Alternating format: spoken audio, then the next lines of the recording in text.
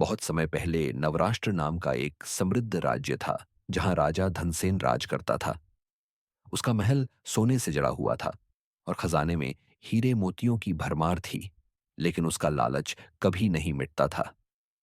एक दिन राजा के दरबार में एक वृद्ध सन्यासी आया, जिसके हाथ में एक काले नाग की आकृति वाली छड़ी थी।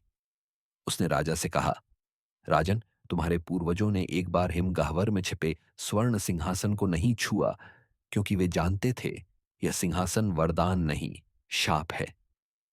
लेकिन राजा ने उसकी बात को हंसी में उड़ा दिया। वह जानना चाहता था कि सिंहासन कहाँ है और कैसे प्राप्त किया जाए।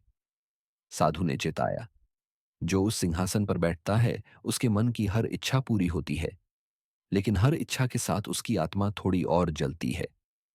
राजा धनसेन ने राजसी दल के साथ हिमगह्वर, बर्फीला प्राचीन गुफा की यात्रा की और अंततः सिंहासन को पा लिया।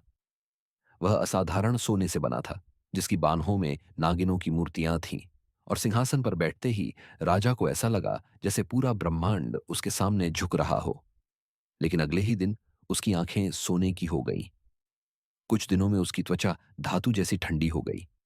उसकी हर इच्छा पूरी होती रही, लेकिन उसका शरीर धीरे धीरे पत्थर बनता गया। एक दिन दरबारियों ने देखा, राजा सिंहासन पर बैठा है, आंखें खुली हैं, चेहरा वैसा ही, लेकिन सांस नहीं ले रहा। अब भी नवराष्ट्र के खंडहरों में एक महल है।